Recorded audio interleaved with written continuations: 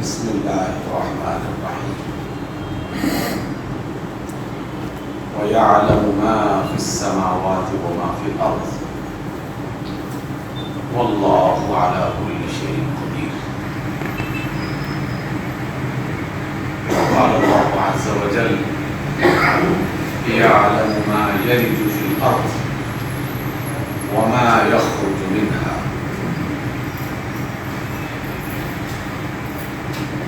سامعین گرامی، ہم آج کی اس ملاقات کا آغاز ان دو آیات سے کر رہے ہیں.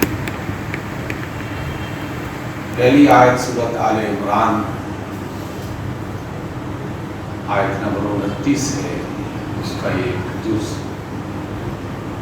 دوسری آیت الحدید کی آیت نمبر 4 ہے، سورۃ الحدید.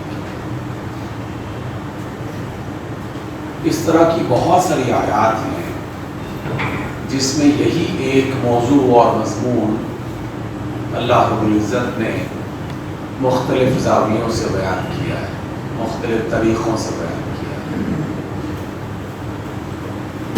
بظاہر بات بڑی سادہ آسان ہے، ہم سب نہ صرف جانتے ہیں بلکہ اس پر ایمان رکھتے ہیں. لیکن ایک عجیب بات، اللہ کی کائنات، اس کے بنائے ہوئے نظام، اس کی دی ہوئی شریعت، اس کے سکھائے ہوئے علوم اور حکمت،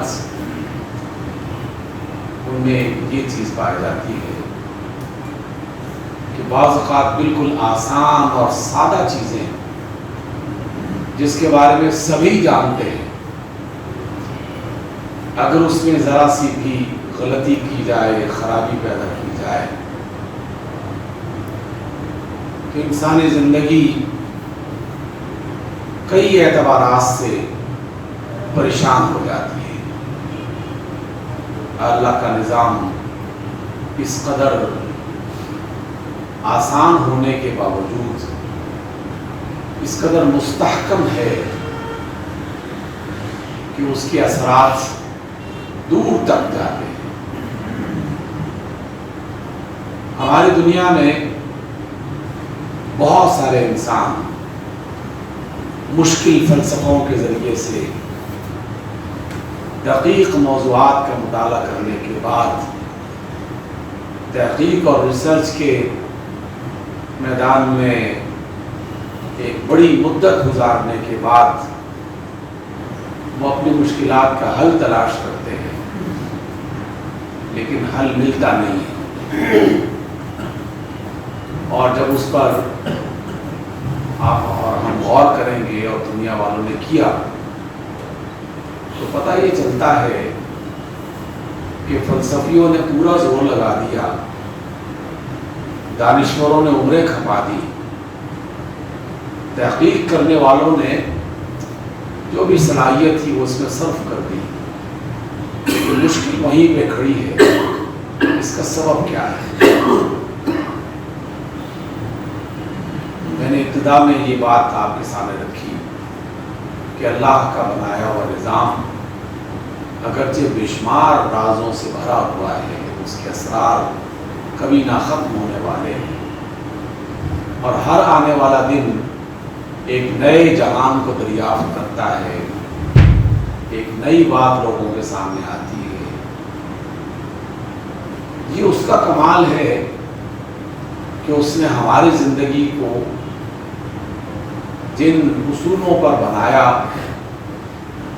اور ہمیں جو بات سکھائی گئی ہے، وہ اصول اپنی گہرائی میں چاہے کتنے ہی مشکل کیوں نہ ہو، سمجھ میں نہ آنے والے ہوں، لیکن اپنے ظاہر، اپنے عمل اور اپنی تاثیر کے اعتبار سے بہت آسان اور سادہ ہے.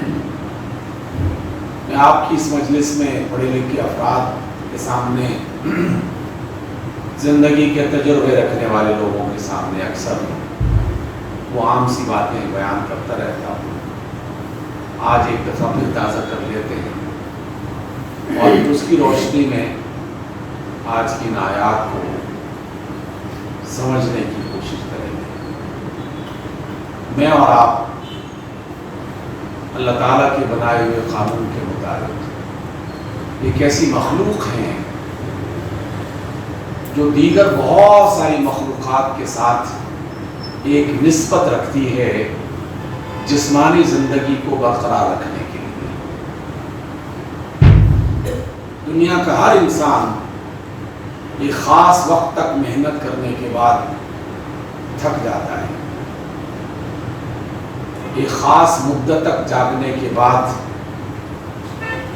نیند کا لازماً اسے شکار ہونا پڑتا ہے، اور اس کے بغیر اس کی زندگی بہتر نہیں ہو پاتی۔ یہ خاص مدت کے گزارنے کے بعد یا گزرنے کے بعد لازماً اسے بھوک لگتی ہے، پیاس لگتی ہے، موسموں کی تبدیلی سے گرمی سردی کو وہ محسوس کرتا ہے۔ یہ بظاہر چند چیزیں جو میں نے آپ کے سامنے رکھی ہیں، یہ کوئی نئی نہیں ہے، لیکن حیرت کی بات ہے کہ میری اور آپ کی زندگی کا 80-90% حصہ وہ انہیں 4-5 سادہ سی چیزوں کے ساتھ جڑا ہوا ہے، انہیں 4-5 چیزوں کے ساتھ جڑا ہوا ہے۔ پوری دنیا میں جتنے بھی کھیت اگائے جا رہے ہیں، جتنے بھی باغات پھلوں سے لدے ہوئے ہیں، جتنے بھی ریسٹورنٹس کام کر رہے ہیں، جتنے بھی منڈیوں میں خرید و فروخت کا بازار گرم ہے، جتنے بھی اس طرح کے کاروباروں میں انسان مختلف انداز میں مصروف نظر آتے ہیں، سب کس غرض کے لیے ہیں؟ ہمارے ہاں دیہاتوں میں بھی یہ جملہ عام قسم کے لوگ بول رہے ہوتے ہیں، لیکن یہ جملہ سب افراد کے لیے یکساں ہے کہ اللہ نے پیٹ لگا رکھا ہے تو اس پیٹ کی خاطر یہ ساری ہلچل، یہ ساری رونق، یہ ساری بھاگ دوڑ، یہ ساری محنت ہو رہی ہے۔ اس کا متبادل سوچ کے دکھائیے۔ گزشتہ صدیوں کی ساری تحقیق اور موجودہ دنیا کے کروڑ ہا کروڑ انسان، آپ کو ایک مثال ایسی نہیں ملے گی کہ اللہ تعالیٰ کے بنائے ہوئے سادہ سے اصولوں کے مقابلے میں کوئی اور چیز انسان نے تخلیق کی ہو جس کی وجہ سے وہ اپنی بھوک کا علاج کر سکتا ہو، اپنی پیاس بجھا سکتا ہو، اپنی تھکن دور کر سکتا ہو، اپنی نیند کا علاج کر سکتا ہو۔ سامعین گرامی، ذرا غور ضرور کیجیے گا اس پر، اور ہم اس کو اکثر ذکر کرتے ہیں مختلف زاویوں اور حوالوں سے۔ مقصود یہ ہے کہ اللہ کی کائنات جتنی گہری اور جتنی بے شمار رازوں سے بھرپور ہے، اتنی ہی سادہ اور آسان ہے، اور ہمیں اپنی زندگی کو کامیاب کرنے کے لیے بہت زیادہ پریشانیاں اٹھانے کی ضرورت نہیں ہے۔ اس کو جتنا آسان کیا جائے، جتنا سادہ رکھا جائے، اتنی آسانیاں بڑھنا شروع ہو جائیں۔ آپ سے اگر یہ سوال کیا جائے کہ جب ہم چھوٹے تھے اور جب آپ چھوٹے تھے تو اس وقت دنیا میں بھاگ دوڑ کی یہ صورت تو نظر نہیں آتی تھی۔ مجھے یاد ہے ہمارے علاقے میں 2-3 گھر ایسے تھے جن کے گھر میں ایک سائیکل ہوا کرتا تھا، پڑوسیوں نے ذرا دور جانا ہوتا تو وہ سائیکل ادھار لے کر مانگ کے لے جاتے تھے اور آنا جانا چلا رہتا تھا۔ باقی بیشتر افراد پیدل ہی چلا کرتے تھے۔ پھر اس کے بعد ہم نے دیکھا ریلوے گاڑیوں کی، اور پھر ان ساری دنیاؤں میں آنے والے جو ایجادات کا طوفان ہے اس کو ہم نے دیکھا۔ سوال میں آپ سے یہ کرنا چاہتا ہوں کہ انسانی زندگی میں حادثات اس وقت زیادہ تھے یا آج زیادہ ہیں؟ انسانی جان کو خطرات اس وقت زیادہ تھے یا آج زیادہ ہیں؟ ہاسپٹلز بھرے پڑے ہیں، ڈاکٹرز کی فوج ظفر موج کام کر رہی ہے. خود پاکستان میں سینکڑوں میڈیکل کالجز، سینکڑوں دوائیں بنانے والی جو ہے وہ کمپنیاں، اور اس زمانے میں چند چیزیں جو بخار اور درد اور ان چیزوں کے لیے استعمال ہوا کرتی تھی، اس وقت کے لوگ زیادہ صحت مند تھے کہ آج کے لوگ زیادہ صحت مند ہیں. آپ ان حوالوں سے سوچنا شروع کر دیں تو اندازہ ہوگا کہ جس طرح اللہ کی کائنات میں زندگی بہتر بنانے کے لیے سادگی اور آسانیاں تلاش کی جائیں گی تو زندگی زیادہ بہتر ہوگی. بالکل اسلام کی جو تعلیمات ہیں، شریعت کی جو تعلیمات ہیں، وہ بھی ایسی ہیں. ہمارے نظریات، ہمارے عقائد، بے شمار قسم کے افکار، ان کی دنیا بھی ایسی ہے. الجھنا چاہیں تو یہ الجھن کبھی ختم ہی نہیں ہوگی، بڑھتی ہی چلی جائے گی.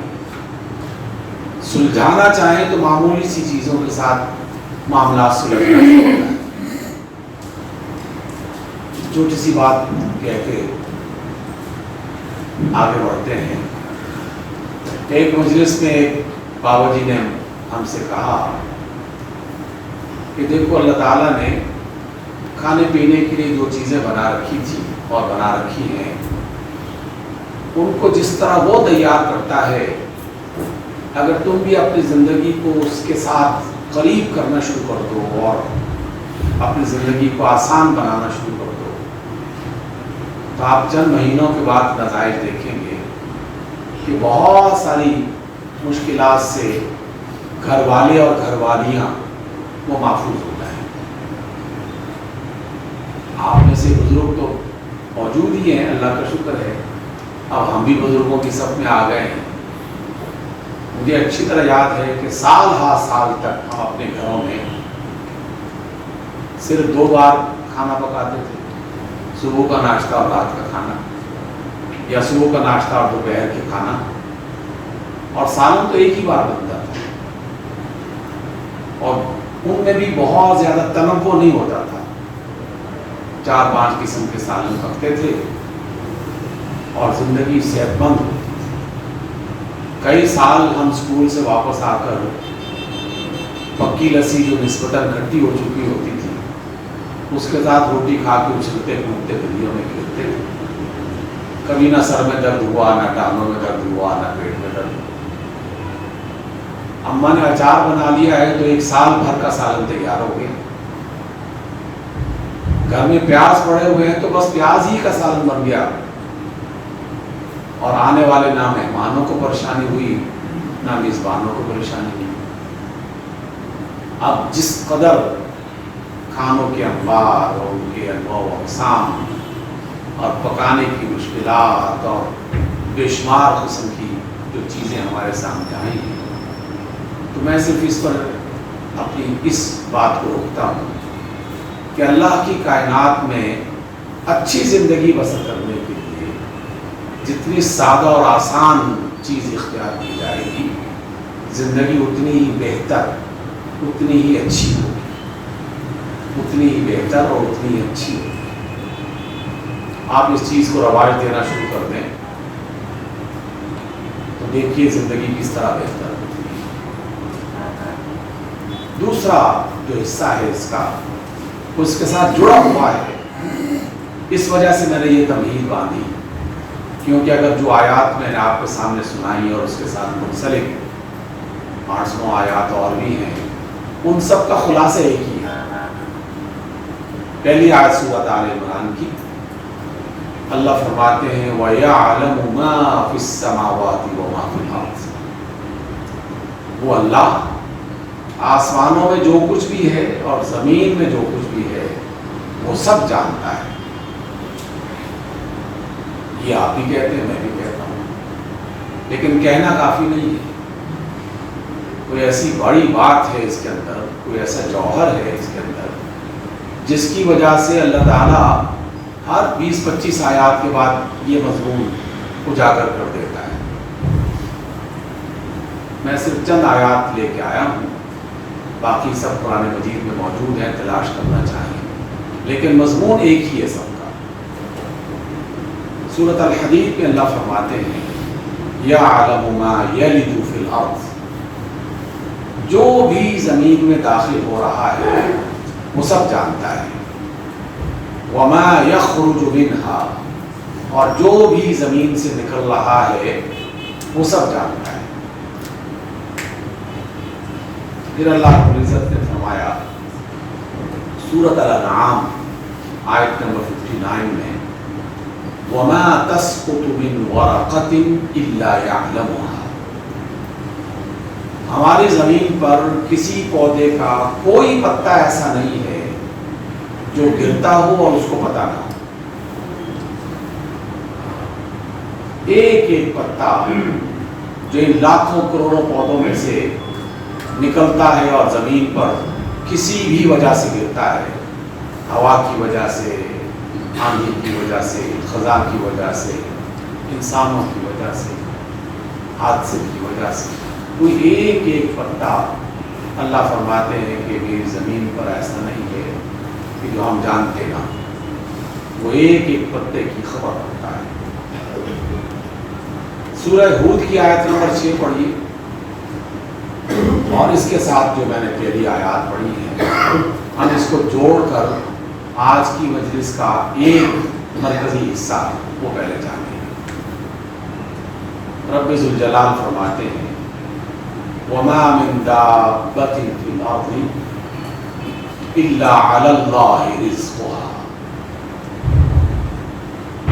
اس زمین پر اور زمین میں کوئی چلنے پھرنے والی چیز ایسی نہیں ہے، دابہ زمین پر چلنے والی کسی بھی چیز کو کہا جا سکتا ہے، کیڑوں مکوڑوں سے لے کر انسانوں تک، درندوں چوپایوں سے لے کر جو بھی زمین میں چل رہا ہے اور جسے اللہ تعالیٰ نے چلنے کی صلاحیت دے رکھی ہے، تو اسے اپنے چلنے کے لیے اس مشین کو چلانا پڑتا ہے، اور مشین کو چلانے کے لیے اسے رزق کی ضرورت ہوتی ہے، چاہے کیڑا ہو یا انسان، پرندہ ہو یا درندہ، ہر ایک دابہ یعنی زمین پر چلنے والے کو رزق کی ضرورت ہے۔ اور ہمارا رب یہ کہہ رہا ہے وَمَا مِن دَابَّةٍ فِي الْأَرْضِ، زمین میں چلنے والا کوئی ایک بھی جانور، انسان، حیوان ایسا نہیں ہے إِلَّا عَلَى اللَّهِ رِزْقُهَا، کہ جس کے رزق کی ذمہ داری اللہ نے خود نہ اٹھا رکھی ہے۔ کوئی بھی اس زمین پر چلنے والا ایسا نہیں ہے، جس نے پیدا کیا ہے وہ اس کے رزق کا ذمہ دار نہ، اس نے اس کا رزق بھی بنا رکھا ہے، تیار کر رکھا ہے۔ اور فرماتے ہیں رب ذوالجلال وَيَعْلَمُ مُسْتَقَرَّهَا، وہ اس کے رزق کے مقام کو جانتا ہے کہ اس کا رزق کس مقام پر پیدا ہو رہا ہے، کس مقام پر آگے بڑھ رہا ہے، وَمُسْتَوْدَعَهَا، اور کس مقام پر جمع ہو رہا ہے۔ مستودع عربی زبان میں سٹور کو کہتے ہیں۔ آپ کے راولپنڈی کے بے شمار تاجر اپنے سامان کا ایک بہت بڑا حصہ ان بلک سٹورز میں رکھتا ہے، اپنی چھوٹی سی دکان پر کچھ چیزیں لوگوں کے سامنے لے کے آتا ہے، باقی سب سٹوریج میں اس نے محفوظ کرنے کا اہتمام کر رکھا ہے۔ اللہ نے بھی ایسا ہی کر، تمام مخلوقات کا رزق بھی اس نے تیار کیا، اس کے لیے مقامات بھی بنائے، اور سٹورز میں بھی اس کو جمع کرنے کا اہتمام کیا۔ اس کے سٹور زمین و آسمان کی وسعتوں میں، سمندروں کے اندر، دریاؤں کے اندر، پہاڑوں کے اوپر، غاروں کے اندر، زمین کے صحراؤں میں، ہر مقام پر الگ الگ انداز میں جمع ہے، الگ الگ انداز میں جمع ہے۔ کسی ایک رخ میں بھی سوچنا شروع کر دیں تو اللہ تعالیٰ کی عظمتوں کا اعتراف کیے بغیر کوئی انسان رہ نہیں سکتا۔ انسان نے فریج اور ریفریجریٹر تو ابھی بنائے نا، اور ان کا بھی حال ہم سب جانتے ہیں. چند گھنٹوں کے لیے بجلی چلی جائے تو اس کے اندر رکھا ہوا سارا کا سارا سامان خراب ہو جاتا ہے. اور خاص طور پر گوشت والی چیز وہ تو بس چند دن کے لیے ہی، اور ڈاکٹرز تو کہتے ہیں کہ بہتر ہے کہ جمع نہ ہی کرو، اسٹور میں نہ ہی رکھو، بس ذبح کرو اور پکا کے کھا جاؤ.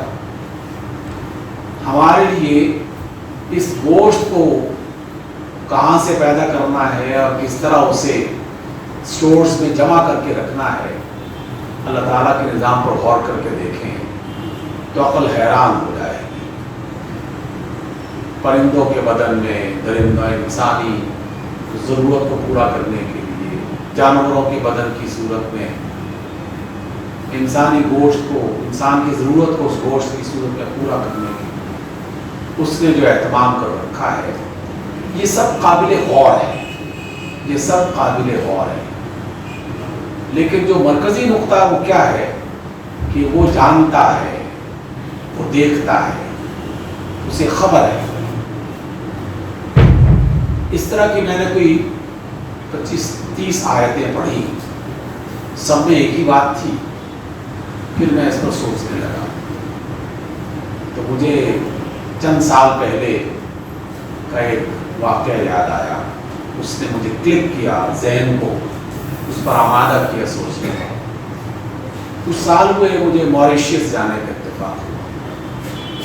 موریشیس بہت سمندروں کے بیچ، جس کے چاروں طرف سمندر جو ہے وہ سینکڑوں میلوں کا سمندر ہے چاروں طرف. وہ ایک جزیرہ ہے چھوٹا سا.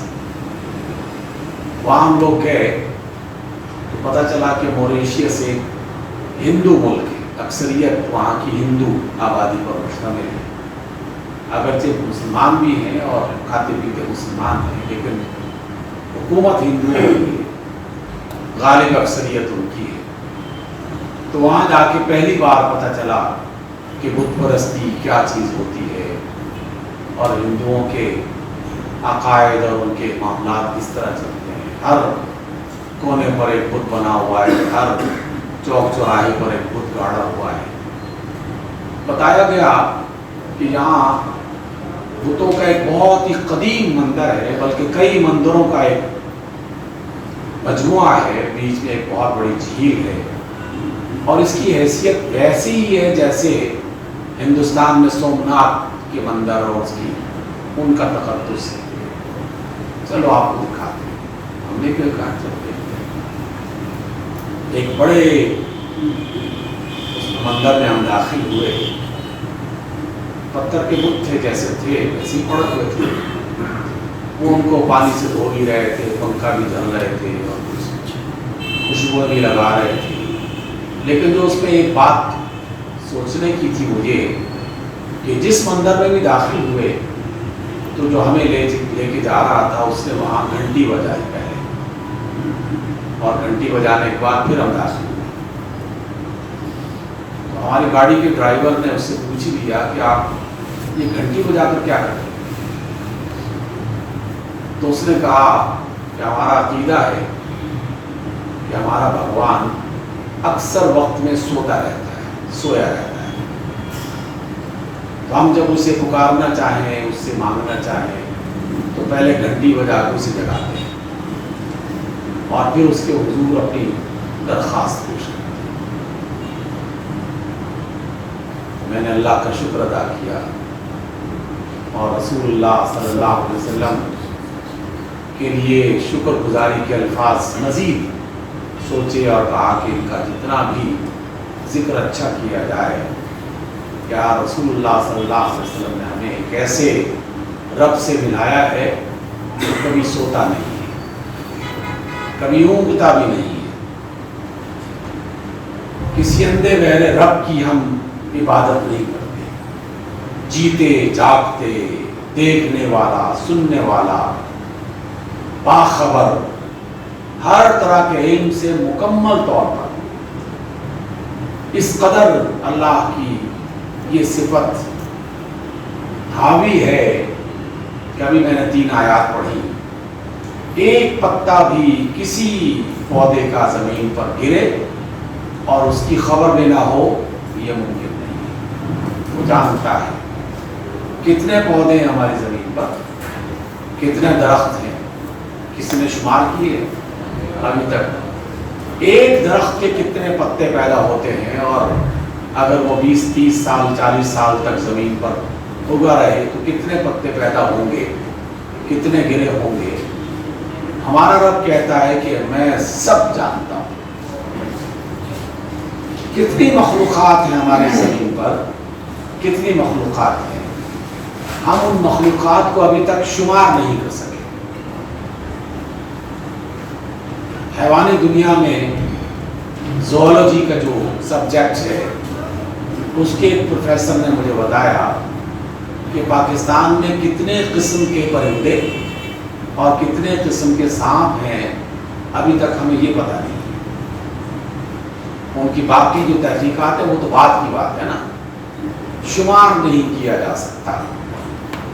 اور اس رب کو یہ پتہ ہے کہ کتنے مخلوقات کی اقسام ہیں، انہوں نے کیا کھانا ہے، ان کا کھانا کہاں پیدا ہوگا، کس نوعیت کا ہوگا، اسے جمع کیسے کیا جائے گا، یہ سب کچھ ہو جاتا ہے۔ ہم نے اپنی زندگی میں کتنا کھانا ہے، کیسے کھانا ہے، وہ سب جانتا ہے۔ ہمارا رزق ہماری پیدائش سے پہلے اللہ تعالیٰ نے اس کا بندوبست کر رکھا ہے۔ اب یہاں 2-3 باتیں ہم نے سمجھنی ہیں کہ اللہ تعالیٰ نے یہ ساری باتیں کیوں بنائی ہیں۔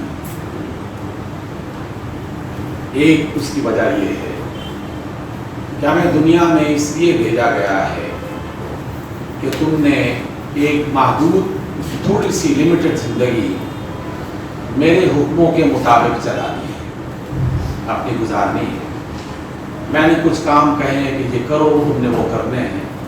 میں نے کچھ کاموں کے بارے میں کہا کہ یہ نہیں کرنے، وہ تم نے نہیں کرنے۔ یہ شریعت کا خلاصہ ہے، یہ حلال ہے، یہ حرام ہے، یہ کرو، یہ نہ کرو، اسے پسند کرو، اسے ناپسند کرو۔ یہ تمہاری محبت کا محور ہونا چاہیے، اس کے ساتھ تمہاری دشمنی ہونی چاہیے۔ ان سارے کاموں کے پیچھے ایک بہت بڑی قوت اللہ کی ہمیں بتائی جا رہی ہو، یہ کہ ہم نے تمہیں پیدا کر کے دنیا میں آزاد نہیں چھوڑ دیا، ہماری نگاہیں تمہارے ساتھ ہیں، ہماری بے شمار قسم کی ایجنسیز تمہارے ہر کام کو دیکھ رہی ہیں، ریکارڈ کر رہی ہیں، جان رہی ہیں۔ ایک سبب تو یہ ہے کہ میں اور آپ جہاں بھی جائیں، جس حال میں بھی ہوں، تو اللہ تعالیٰ نے ہزارہا قسم کے کیمرے ہمیں دیکھنے کے لیے، ہمارے معاملات کو جانچنے کے لیے اس نے فکس کر رکھے۔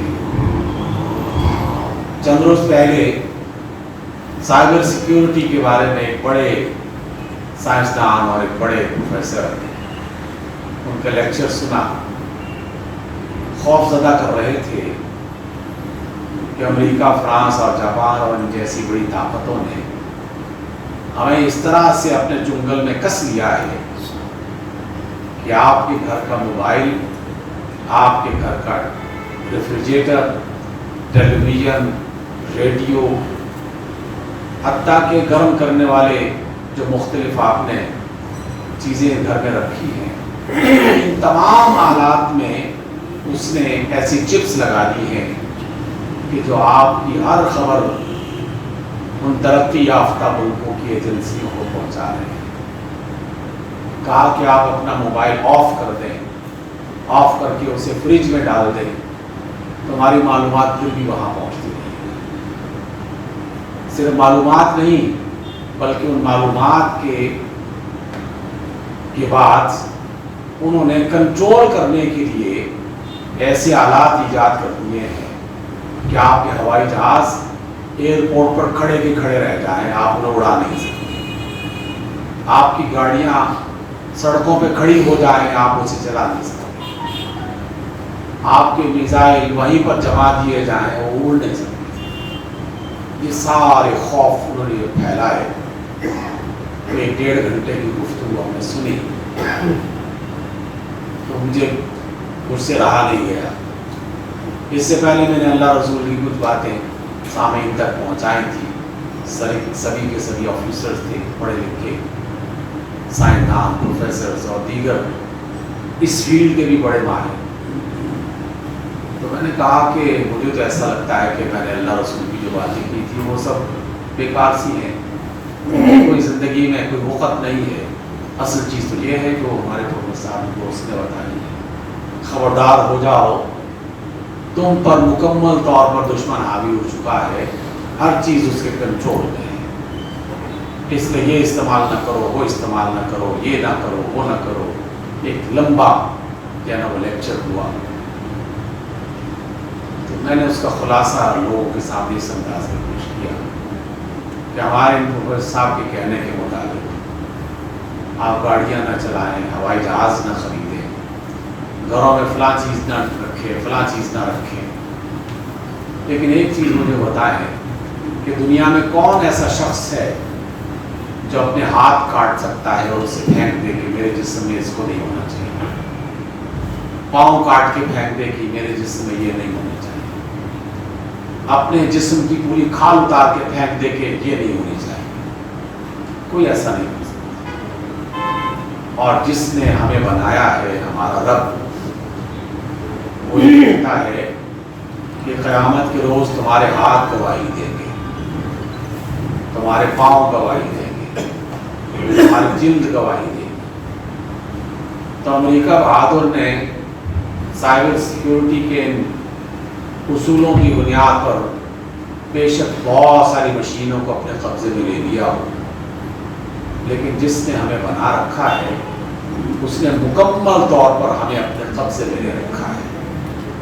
ہمارا ہاتھ ہمارا نہیں ہے, ہمارے پاؤں ہمارے حکم کے مطابق نہیں چلتی, ہماری اسکن ہمارے لیے کام نہیں کرتی. یہ سب اس کے لیے کام کرتی ہیں جس نے انہیں بنا رکھا ہے. اس کا کنٹرول اللہ رب العزت کے پاس. تو ان آیات سے دوسری بات جو ہم نے سیکھی ہے وہ یہ ہے کہ آپ کہیں بھی چلے جائیں, کسی بھی حال میں ہو, کوئی یہ گمان نہ کرے کہ وہ اللہ کی نظروں سے ہو جائے. ہماری عدالتوں کو ثبوت بے شک نہ ملے اور اس پر وہ لوگوں کو آزاد کرتے رہے, اعلان کرتے رہے. آزاد ہونے والوں کو اس بھرتے میں نہیں رہنا چاہیے کہ ہمیں کوئی پکڑ نہیں سکتا, اور آزاد کرنے والوں کو اس گھمنڈ میں نہیں رہنا چاہیے کہ ہمارے ہاتھ میں قدرت ہے, ہم جسے چاہیں آزاد کر سکتے ہیں. ہم میں سے ہر ایک شخص پابند ہے, اس کے علم میں بھی ہے, اس کی قدرت میں بھی ہے. اس لیے پہلی آیت وَيَعْلَمُ مَا فِي السَّمَاوَاتِ وَمَا فِي الْأَرْضِ وَهُوَ عَلَى كُلِّ شَيْءٍ قَدِيرٌ. وہ جانتا بھی ہے آسمان اور زمین کی ہر شے کو, اور وہ ہر چیز پر قدرت بھی رکھتا ہے. جب جس کو چاہے پکڑ لے, جب جس کو چاہے ختم کر دے, جب جس کو چاہے اپنی مرضی کے مطابق اسے چلا دے. ہمارا رزق اسی کے کنٹرول میں, ہماری زندگی اسی کے ہاتھ میں, ہمارے ماہ و سال اسی کے پاس, ہمارے موسموں کے حالات اسی کی طاقت اور اسی گرفت میں ہے. ہمارے بادل, ہماری بارشیں, ہماری دنیا کی ہر چیز اسی کے اختیار میں ہے. اس بات کو جاننا ہے. تیسری بات جو ہمیں ان آیات سے سیکھنی ہے وہ یہ کہ جب اس کا علم اتنا گہرا اور اتنا مضبوط ہے کہ ایک کتاب میں, ایک آیت میں تو یہ ابھی میں نے پڑھی ہے, اس کا آخری حصہ تو بہت ہی انوکھا اور عجیب و غریب انداز میں اس کو بیان کرتا ہے کہ زمین پر کوئی بھی چلنے والا ایسا نہیں ہے کہ جس کے رزق کی ذمہ داری اس پر نہ ہو, اللہ پر, اور وہ اس کے رزق کو جانتا نہ ہو, اس کے ٹھکانے کو, اس کے جمع ہونے کے مقام کو نہ جانتا ہو. کل فی کتاب مبین. اس ٹکڑے نے تو بالکل ہلا کر دیا. یہ اللہ کے علم میں نہیں ہے کہ وہ تو بڑی ہستی ہے, جانتا ہوگا. اس نے باقاعدہ ان تمام معلومات کو ایک واضح کتاب میں جمع کر رکھا ہے، لکھ رکھا ہے۔ اب اس کے بعد بہت سارے سوالات ذہن میں پیدا ہو سکتے ہیں۔ الجھے ہوئے لوگوں کو مزید الجھائیں گے یہ سوالات، اور ایمان کے ساتھ سلجھے ہوئے لوگوں کو اور زیادہ پختہ ایمان عطا کریں گے۔ الجھا ہوا شخص یہ کہے گا کہ جب سب کچھ اس نے لکھ رکھا ہے تو حشر کے میدان کی اور قیامت میں حساب کتاب کی کیا ضرورت ہے؟ بس جو اس نے کہا ہے وہ ہو جائے گا، جو اس نے لکھ رکھا ہے وہ ہو جائے گا، تو کہو مجھے محنت کرنے کی، پریشان ہونے کی کیا ضرورت ہے؟ سلجھا ہوا اسے دوسرے انداز میں غور کرے گا، کیونکہ اس نے اللہ کی صرف یہ آیت نہیں پڑھی کہ وہ سب کچھ جانتا ہے، وہ ہر چیز پر قدرت رکھتا ہے۔ اس نے وہ آیات بھی پڑھ رکھی ہیں یا اسے پڑھنی چاہیے جس میں اللہ تعالیٰ نے ان آیات کے ساتھ یہ بتایا کہ تمہیں یہ کام لازماً کرنا ہے، اس کے لیے بھاگ دوڑ کرنی ہے تمہیں، یہ میرا حکم ہے۔ وہ چونکہ کائنات کا میرا آپ کا رب ہے، حاکم اور مالک ہے، سلطان اعلیٰ ہے، ہمارا سربراہ ہے، اس نے آرڈر جاری کر رکھے ہیں کہ تم نے یہ کرنا ہے۔ اب اس میں ایک ضمنی سوال بھی پیدا ہوتا ہے کہ میرے کرنے کے لیے جو اللہ نے مجھے صلاحیت دی ہے، میں اس کا ایک ایسٹیمیٹ، ایک اندازہ لگاؤں، اور اندازہ لگانے کے بعد میں اپنی ضرورت کے مطابق تھوڑا بہت کر دیا، اس کے بعد آرام کیا، بس کافی۔ اللہ تعالیٰ کا صرف یہ حکم نہیں ہے کہ تم اپنی ضرورت پوری کرنے کے لیے محنت کرو، اللہ کا حکم یہ ہے کہ تم دوسروں کی ضرورت پوری کرنے کے لیے بھی محنت کرو۔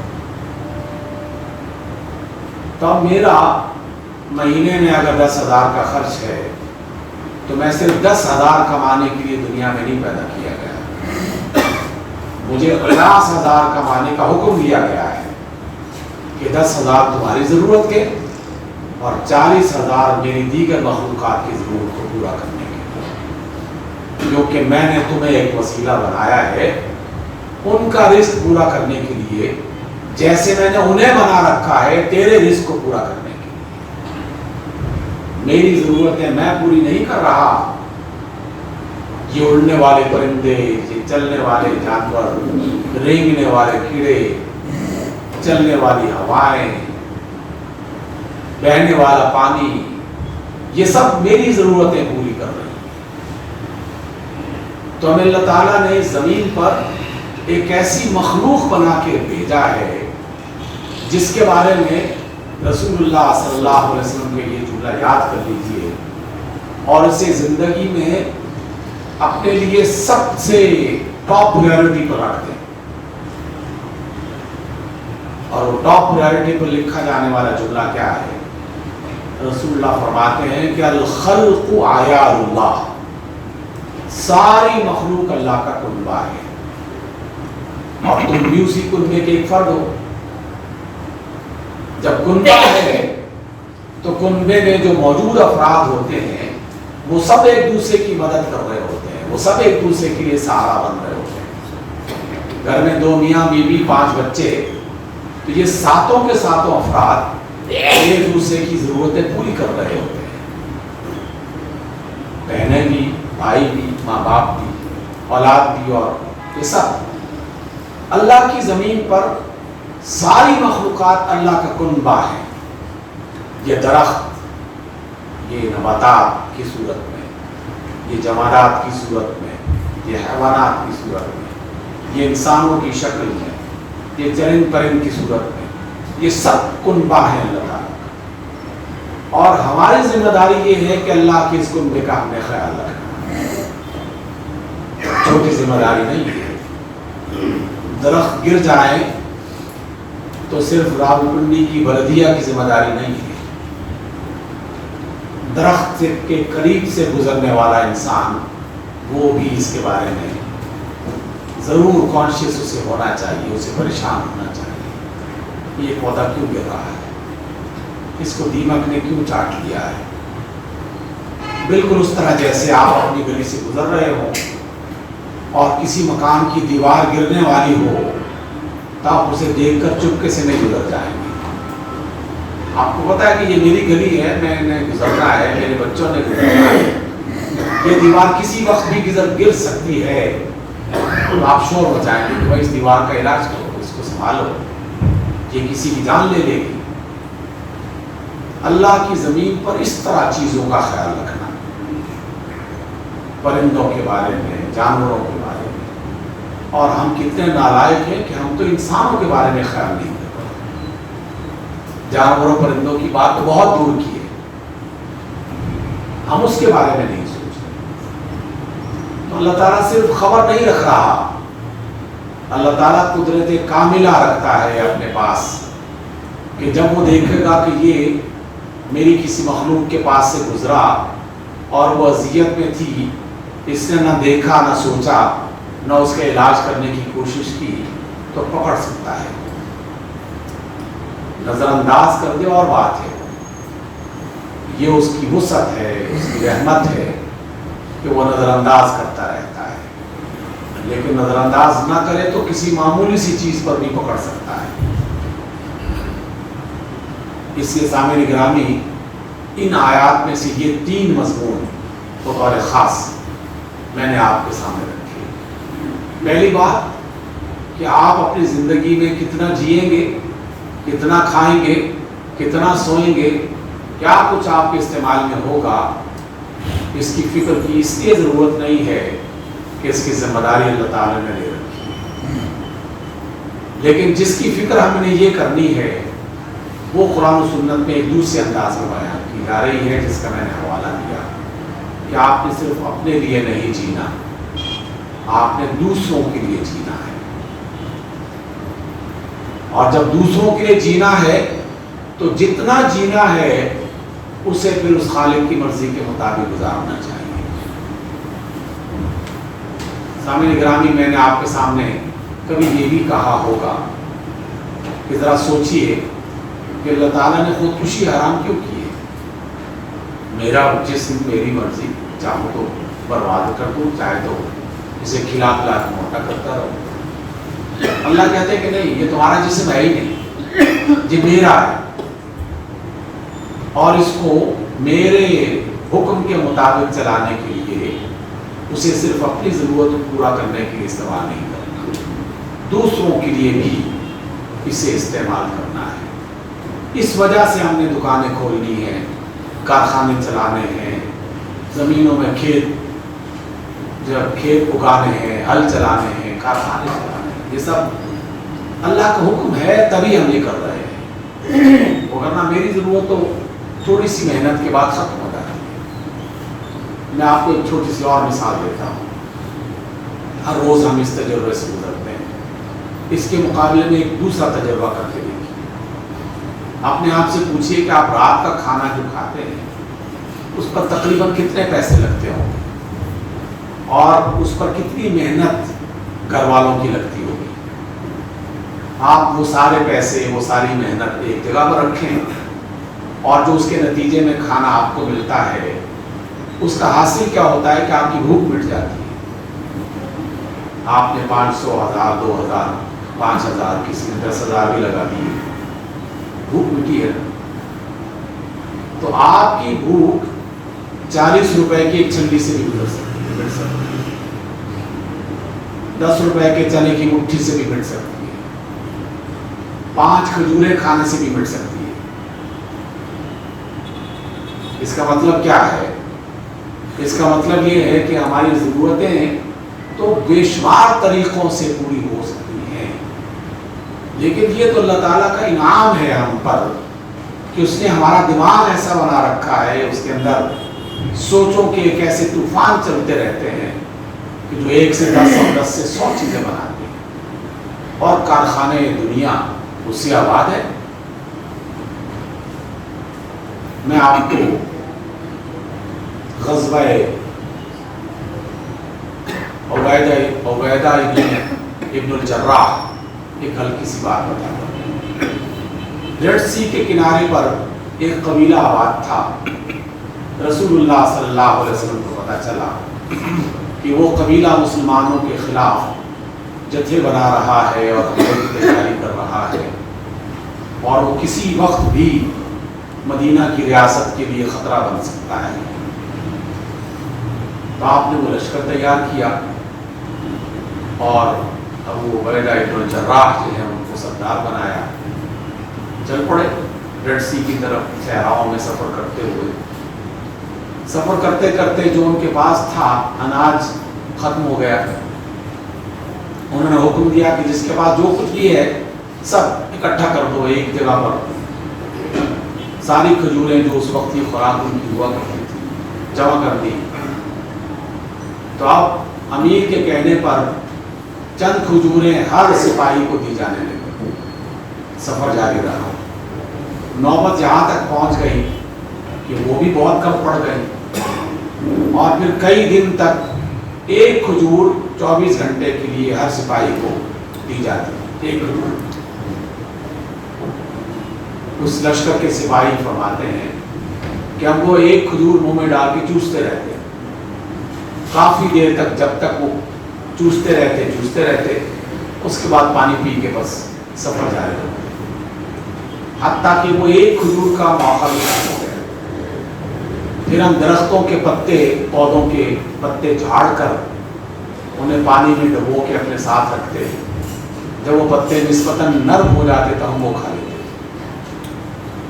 मतलब क्या है कि इंसान जिंदा रह सकता है मुख्तलिफ मराहिल में। ज़्यादा खाने को मिल जाए तब भी, और कुछ ना खाने को मिले तो पत्तों तक खाकर जिंदा रह सकता है। और शेर भी तालिब में अल्लाह के रसूल और आपके साहबा भी यही इसी मरहले से गुजरे थे। फिर अबू उबैदा बताते हैं कि हम समंदर के जब किनारे पहुँचे तो हमने देखा कि टीला सा है उभरा हुआ। उसके करीब पहुँचे तो पता चला कि वो टीला नहीं है बल्कि अल्लाह ताला ने समंदर से एक मछली निकाल के किनारे पर उसे फेंक दिया है। इतनी बड़ी मछली थी कि 400 मुजाहिदीन कई महीने तक वो एक मछली खाते रहे। और उसकी मछली की आँख इतनी बड़ी थी, साहबा उसकी तफसीलात बताते हैं कि पूरा आदमी उसके अंदर बैठ सकता था। अल्लाह की मखलूक अल्लाह को पता है, उसका रिस्क इशारे देता रहता है कि हमने तुम्हारा रिस्क इतना बना रखा है कि क़यामत तक ख़त्म नहीं होगा। और मौजूदा दुनिया के तहकीक करने वाले बताते हैं कि अभी तो तुम खुश्की पर मौजूद अल्लाह का रिस्क फैला हुआ वो खा रहे हो। समंदरों में तो अभी थोड़ा सा रुख किया है, वो उसके ख़जाने रिस्क के हवाले से भरे पड़े हैं। लेकिन अल्लाह ने इन तमाम चीज़ों के बावजूद हमें कुछ काम करने का हुक्म दे रखा है। हम उसके मुकल्लफ हैं। जो काम नहीं करेगा अल्लाह ताला उससे क़यामत के रोज़ पूछेगा और दुनिया की ज़िंदगी में उसे मुश्किल में डालकर उसे मजबूर करेगा कि वो काम करे। आज की इस मजलिस की आखिरी से पहली बार आपने रसूलुल्लाह सल्लल्लाहु अलैहि वसल्लम की एक दुआ कभी कभी पढ़ी होगी। सैयदना अली अलैहिस्सलाम के वास्ते से ये दुआ हम तक मुंतकिल की रिवायत है। अल्लाहुम्मा इन्नी अस्अलुका मिनल हम्मी वल हज़न व अस्अलुका अल्लाहुम्मा इन्नी अऊज़ु बिका मिनल हम्मी वल हज़न व अऊज़ु बिका मिनल अज्ज़ि वल कसल। ये 4 लफ्ज़। अल्लाह मैं तुझसे गम और परेशानी से पनाह मांगता हूँ और सुस्ती से अल्लाह मैं तेरी पनाह मांगता हूँ और किसी काम को न करने की सलाहियत। काम है, करना है, लेकिन सलाहियत ख़त्म हो गई है, जिस्म आमादा नहीं हो रहा, ज़हन तैयार नहीं हो रहा। अज्ज़ और आजिज़ी और कसल, सुस्ती, इससे पनाह मांगता हूँ। क्यों ये दुआ सिखाई गई कि अल्लाह अपनी ज़मीन पर सुस्त और काहिल बंदों को पसंद नहीं करता। अल्लाह अपनी ज़मीन पर काम न करने वालों को पसंद नहीं करता। جو پڑے پڑے اپنے جسموں کو کمزور کر دیں، اللہ ان کو پسند نہیں کرتا۔ یہ بات آپ نے کبھی غور کی یا کبھی سنی؟ ہمیں تو صرف فقر کی راہیں دکھا کر اور صبر کے راستے پر چلانے کی تلقین کی جاتی ہے، لیکن محنت کا راستہ دکھا کر مشقت اٹھانے کی تعلیم یہ اللہ اس کے رسول دیا کرتے ہیں، اور رسول اللہ صلی اللہ علیہ وسلم خود اس پر عمل کرتے ہیں، خود اس پر عمل کرتے ہیں۔ تو ہم یہ کاروبار دنیا اس لیے نہیں کر رہے کہ یہ ہماری ضرورت ہے، بلکہ مومن اور مسلمان اس لیے کرتا ہے کہ یہ اللہ کا حکم ہے، رسول اللہ صلی اللہ علیہ وسلم کی سنت ہے۔ اب میں آخری بات آپ تک پہنچانا چاہتا ہوں، وہی علم جو اللہ کا علم ہے، جو اس کی خبر ہے، اسی کو بنیاد بنا کے ہمیں آج کی خبر نہیں، کل کی تو کیا ہوتی، گزر جانے والے کل کی بھی ادھوری خبر رہ جاتی ہے، اکثر بھول جاتے ہیں، لیکن اللہ تعالیٰ نے اپنے خبر اور اپنے علم کی بنیاد پر معاملات کو چلا رکھا ہے۔ اس زاویے سے بھی کائنات پر غور کرنا چاہیے، اور ربیع الاول کے خاص اس مہینے میں رسول اللہ صلی اللہ علیہ وسلم کی سنت کا یہ پہلو، اس کو اپنے ذات کا حصہ بنائیں۔ یہ اکتوبر کا مہینہ ہے، اختتام میں پہنچنے والا ہے، یا ہم مڈ میں پہنچے ہیں۔ ابھی آپ کے پاک سرسبز ہیں، ابھی آپ کے باغات سرسبز ہیں، بیشتر درختوں کے پتے سبز ہیں، اور ہم یہی کہتے ہیں کہ ابھی تو خزاں نہیں آئی۔ نومبر میں پتے زرد ہو جائیں گے، دسمبر میں گر جائیں گے، تو پھر ہم یہ کہیں گے کہ خزاں آ چکی ہے۔ یہ ہمارا علم ہے، ہم دیکھ کر پھر کوئی فیصلہ کرتے ہیں کہ یہ ہو گیا ہے، لیکن جانتے ہیں کہ اللہ تعالیٰ کی کائنات میں یہ کام ایک اور انداز سے چلتا ہے جس کے بارے میں ہم غور نہیں کرتے، اور وہ یہ ہے کہ خزاں نومبر میں نہیں آتی، خزاں آ چکی ہے۔ تمام پودوں میں، تمام درختوں میں، تمام باغات میں، تمام جنگلات میں خزاں آ چکی ہے، لیکن وہ خزاں ابھی ان پودوں اور درختوں کی جڑوں میں ہے، وہاں سے اس کی کارروائی شروع ہو چکی ہے۔ اس نے ان درختوں کی توانائی کو سک کرنا شروع کر دیا ہے، زندگی اس نے چوسنا شروع کر دی ہے، اور جب ان درختوں کی وہ ساری توانائی سک ہو جائے گی، کھینچ لی جائے گی، اس کے پتے زرد ہوں گے، پھر گر پڑیں گے، ختم ہو جائیں گے، جنگل ٹنڈ منڈ ہو جائیں گے، درخت ویرانے بن جائیں گے، لیکن یہ خزاں ابھی سے شروع ہو چکی ہے۔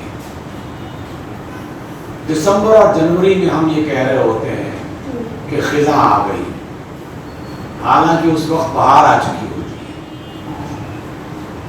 اور بہار انہی درختوں کی جڑوں میں اپنی کارروائی شروع کر چکی ہوتی ہے۔ جس نے ان درختوں کے پتوں سے، شاخوں سے، ٹہنیوں سے زندگی کھینچی تھی، وہی اب زندگی واپس لوٹا رہا ہے۔ وہ زندگی کو لوٹاتا ہے، کئی ہفتوں کے بعد آہستہ آہستہ وہ تنوں سے نکلتی ہوئی شاخوں میں گھستی ہے، کئی ہفتوں کے بعد وہ بہت معمولی کوپلوں کی صورت میں ظاہر ہوتی ہے، اور پھر اچانک پتہ چلتا ہے کہ سارے لان ہرے ہو گئے ہیں، سارے باغات ہرے ہو گئے، اور ہم کہتے ہیں کہ بہار آ گئی۔ میں یہ کیوں کہہ رہا ہوں؟ میں اس لیے کہہ رہا ہوں کہ اللہ تعالیٰ کی کائنات میں یہ بھی نظام کا ایک انداز ہے۔ آج کی دنیا میں اور آپ ہم سب یہ کہہ رہے ہیں کہ مسلم امت مر چکی ہے، مسلم امت سو چکی ہے، مسلم امت ختم ہونے والی ہے۔ نہیں جناب، یہ تو ہمیں اس کے مرجھائے پتے کہہ رہے ہیں کہ مسلم امت ختم ہو گئی ہے، جبکہ مسلم امت کی جڑوں میں بہار شروع ہو چکی ہے، اس کے اندر توانائیوں کی ایک لہر اللہ تعالیٰ کی طرف سے پیدا ہو چکی ہے، اور میں اس یقین سے اس وجہ سے کہہ رہا ہوں کہ جس طرح ہم ان آیات کے نتیجے میں یہ جان چکے کہ اللہ تعالیٰ کائنات کے ہر پتے کا علم رکھتا ہے، اللہ کے رسول کو اللہ رب العزت نے یہ خبر دی تھی کہ وہ وقت آئے گا ضرور کہ جب امت پھر غالب ہوگی اور اسلام ہر طرف اپنی رونق دکھائے گا۔ اور جب ہاں آپ صلی اللہ علیہ وسلم کے فرامین کو دیکھتے ہیں، اس کی نشانیوں کو دیکھتے ہیں، اس کے آثار کو دیکھتے ہیں، تو ہم صرف مرجھائے ہوئے پتوں کو دیکھ رہے ہیں، ہم ان سوکھی ٹہنیوں کو دیکھ رہے ہیں۔ لیکن جو اللہ کے قریب ہوگا، جو قرآن مجید کا اور رسول اللہ صلی اللہ علیہ وسلم کی تعلیمات کا مطالعہ کرے گا، تو اسے نظر آ جائے گا کہ درختوں کی جڑوں سے لے کر اس کے تنوں تک اللہ تعالیٰ کی بہار یہ حرکت میں آ چکی ہے۔ وہ وقت قریب ہے کہ جب بہار اپنی پوری رونق کے ساتھ ہم سب کے سامنے یا ہماری آئندہ نسلوں کے سامنے ظاہر ہوگی۔ یہاں بات ختم نہیں ہوتی، بلکہ اس بات کو ختم کرنے کے لیے یہ آخری حصہ میں شامل کرنا چاہتا ہوں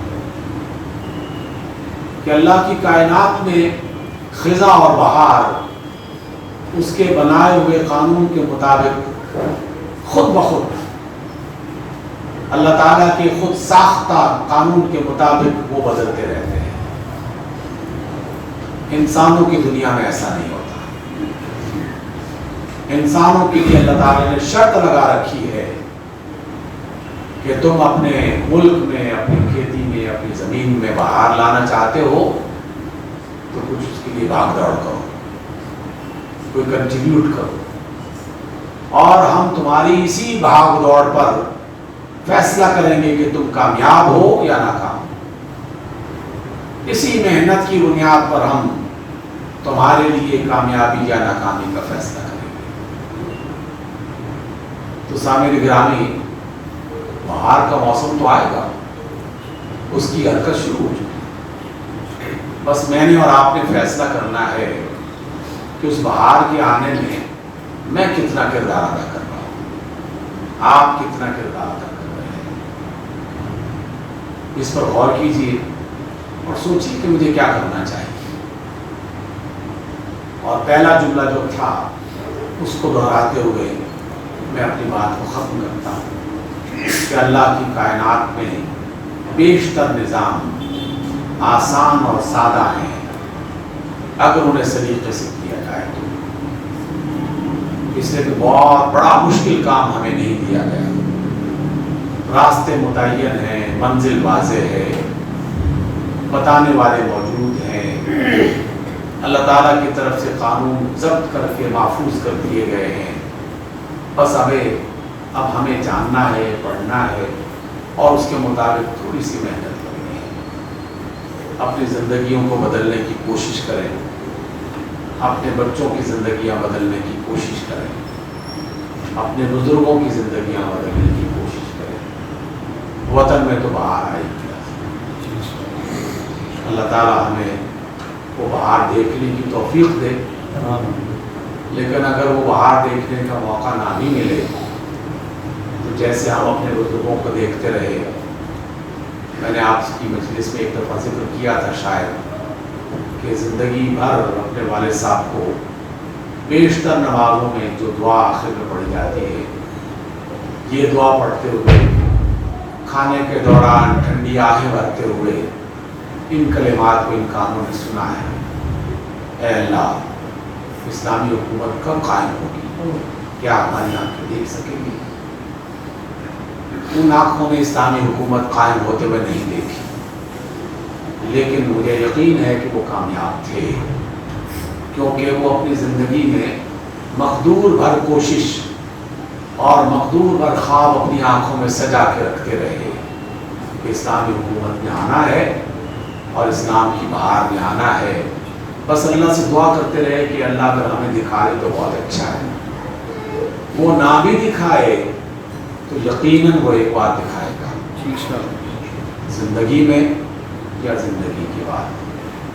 آئیے اللہ سے دعا کرتے ہیں کہ اللہ اپنے دین کی بہار ہمیں دیکھنے کی توفیق دے۔ توفیق نہ بھی ملے تو زندگی کی بہار میں کم از کم جو محنت ہم کر سکتے ہیں اس محنت کرنے کی توفیق عطا، اور اگر محنت بھی نہیں کر سکتے تو کم از کم خواب ہی دیکھنے کی توفیق عطا۔ اقول قولی ھذا واستغفر